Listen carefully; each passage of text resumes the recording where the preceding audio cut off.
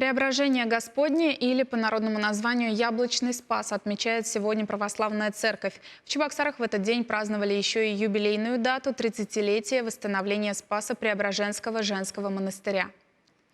В престольный праздник обители в день Преображения Господня божественную литургию здесь возглавил митрополит Чебоксарский и Чувашский Савватий.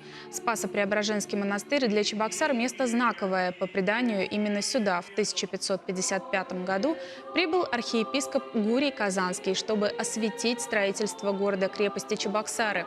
На месте исторической встречи чебоксарцы построили монастырь, существовавший до 1926 года.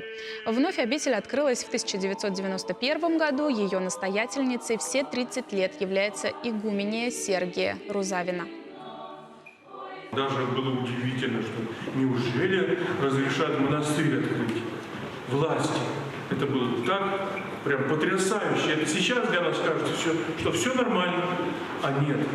30 лет назад было совсем по-другому. Тяжело было, сложно. Каждое место под храм приходилось отвоевывать. Каждое здание в монастыре приходилось владыке Варнаве тоже отвоевывать у властей, чтобы передали женскому монастырю. Это было нелегко. И времена тогда достались нелегкие матушке Игумене, очень нелегкие, но благодарные.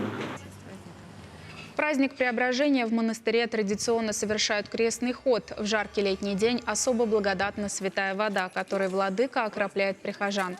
19 августа в храмах освящают виноград и яблоки. Этот обычай пришел в Россию из греческой традиции, где праздник Преображения был совмещен с благодарственным молебном за новый урожай.